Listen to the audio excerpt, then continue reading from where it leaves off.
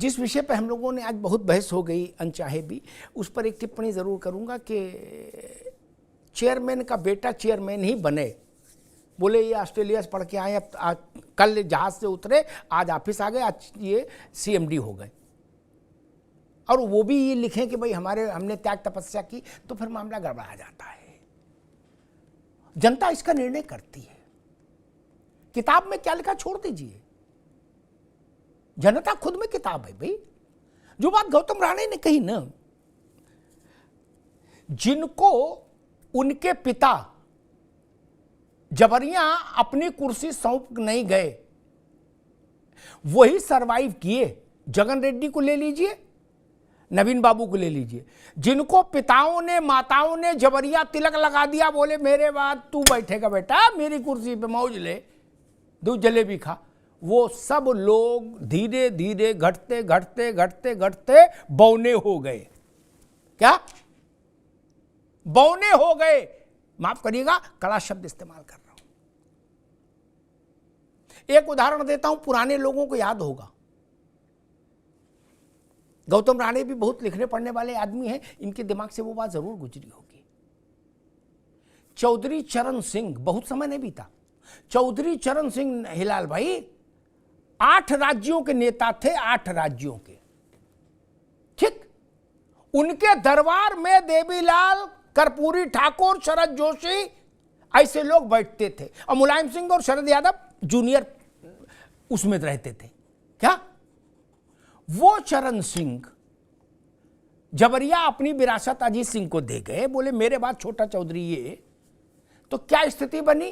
2.5 जिले में ले आए थे उनकी विरासत को अजीत सिंह, और गांव तक सीमित कर दिया जयंत ने।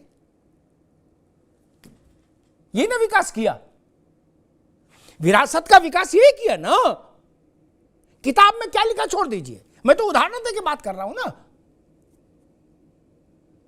मुलायम सिंह यादव कहां से शुरू किया, कहां तक ले गए समाजवादी पार्टी को, उसके बाद से बता दीजिए, उनके सक्रिय न रहने के बाद से विकास कितना हुआ बता दीजिए। कांग्रेस में तो देख ही रहे हैं, अब क्या कहें उसमें, बहुत कड़ी टिप्पणी करना ठीक नहीं। अपने जीवन के सर्वाधिक बुरे वक्त से कांग्रेस गुजर रही है। लोकसभा में इतनी कम उपस्थिति उसकी इमरजेंसी में भी नहीं थी, लेकिन पंचों की राय शर्माते, खटोला यहीं बिछेगा, बिछाले खटोला भैया। फिर मैंने कांशीराम का संघर्ष देखा, मैंने अपनी आंखों से, सुनी सुनाई बात नहीं ना, गूगल है, तो उसका सुख भोग लिया ना इतने वर्ष मायावती जी ने, राजत्व तो भोग तो लिया, 4 बार मुख्यमंत्री रह ली। उसके बाद से कांशीराम के पुण्य खत्म हुए राजनीतिक, कहां रह गई बसपा? सिमटते सिमटते सिमटते सिमटते पेड़ से गमले में आ गई, है ना। पहले वृक्ष थी, अब गमले में आ गई। ये परिवारवाद है, माने अच्छी बात, ना माने तो भी अच्छी बात, कोई बहस नहीं। आप कहिए कि हमारे यहां परिवारवाद नहीं, ठीक है, वाणी की आजादी सबको है, लेकिन जनता तो देख रही, इसीलिए परिणाम नहीं आ रहे। नवीन पटनायक को क्यों आ रहा परिणाम? बल्दियत तो बीजू पटनायक की है, लेकिन बीजू पटनायक उनके माथे पर ताज रख के नहीं मरे,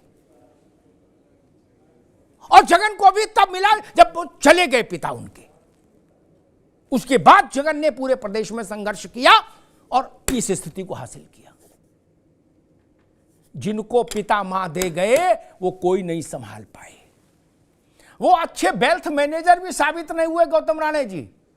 क्या बाकी सब तो छोड़ दो, पॉलिटिकल मैनेजर छोड़ो, वेल्थ मैनेजर भी अच्छे साबित नहीं हुए। जितना जो कुछ माल मत्ता छोड़ गए थे वो भी, उसमें भी घटोत्तरी हो रही, चूंकि निकाल खा रहे, आगे से कहीं से आ नहीं रहा। भाई इनकमिंग बंद है, आउटगोइंग चल रहा है, तो फिर कैसे चलेगा? यही स्थिति है ना, सच्चाई तो यही है।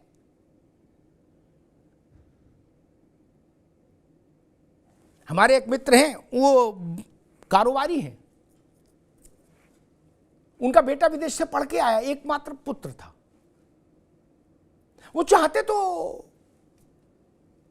उसको अपने व्यवसाय का मालिक घोषित कर देते, कोई ऑफ नहीं करता, पैसा उनका है, व्यवसाय उनका है। उन्होंने कहा कि नहीं, जो पढ़ाई पढ़ के आया है उस डिपार्टमेंट में उसको उसकी योग्यता के हिसाब से उस हायरार्की में नौकरी ज्वाइन करा दिया तनख्वाह पे। 6 साल काम कराया और 6 साल के भीतर जब वो खुद में उतना निखर कर आ गया और लगा कि हां अब इसका नेतृत्व कंपनी के लिए शुभ होगा और लोग भी स्वीकार करेंगे जो काम कर रहे हैं, तब जाके वो स्थिति पैदा हुई। यहां एयरपोर्ट से उतरते ही ताजपोशी हो रही सबकी। यहां से समस्या, फराज भाई ऐसे अब इस बहस में मत उलझिए। मूल प्रश्न इतना सा था कि जनता क्या निर्णय दे रही। हमारे आपके कहने से कुछ नहीं होगा, निर्णय तो जनता को देना है। मुलायम सिंह यादव बिना किसी राजनीतिक विरासत के आए थे। मास्टर नत्थू सिंह ने उनको अगर इंट्रोड्यूस नहीं किया होता तो वो मास्टर ही नहीं जाते। मुलायम सिंह यादव करहल के जैन इंटर कॉलेज में साइकिल से जाते थे, साइकिल से आ जाते थे। संघर्ष किया, उस संघर्ष ने इतनी बड़ी राजनीतिक विरासत पैदा की। क्या वो संघर्ष दोबारा दोहराया गया? नहीं ना। तो बिना तपे कोई कुंदन कैसे हो जाएगा मित्र? वो विषय नहीं। खैर, बसपा आनंद की हो गई। बसपा को मायावती की बसपा बनाया था कांशीराम जी ने, तो मायावती उनकी रिश्तेदार नहीं थी, एक गरीब परिवार की बेटी थी। उन्होंने उठा के उसको बसपा का मुस्तकबिल बना दिया। और मायावती जी ने कहा, मैं आज बहस इसीलिए लेके आया, मायावती जी ने कहा था कि हम अपना उत्तराधिकारी जब चुनेंगे तो पार्टी का मतलब परिवार का नहीं होगा वो कोई व्यक्ति, मेरे परिवार से कोई व्यक्ति नहीं हो सकता उत्तराधिकारी, हम कार्यकर्ता को उत्तराधिकारी बनाएंगे। बनाया किसको? और जिसको बना दिया उसके लिए भी अब ये प्रचार शुरू हो रहा है कि इनकी त्याग और तपस्या है। ऐसा मत कहिए, पर सबकी त्याग तपस्या हो जाएगी तब तो बड़ा मुश्किल हो जाएगा, तपस्या बहुत सस्ती हो जाएगी। फराज किदवई साहब वोट शेयर दिखा रहे हैं समाजवादी पार्टी का, कांग्रेस मध्य प्रदेश का वोट शेयर दिखा रही है। 12 में सरकार में आए थे महाराज, उसके बाद से 23 खत्म होने जा रहा, अभी तक दर्शन नहीं हुए, मुंह दिखाई नहीं हुई सत्ता की। यह महत्वपूर्ण है। कांग्रेस भी तो वही दिखा रही कि नहीं देखिए हमारा इतने प्रतिशत वोट है, लेकिन आप 5 साल के लिए सत्ता से फिर बाहर गए। और राजनीति में अगर आए हैं तो सत्ता, चुनाव इसीलिए लड़ रहे हैं ना कि हम सत्ता में आए, अन्यथा सत्यनारायण की कथा कराते घर में। मैं हमेशा कहता हूं कार्यकर्ताओं को अवसर मिलना चाहिए नेतृत्व का। लोकतंत्र में राजतंत्र का फ्यूजन ठीक नहीं।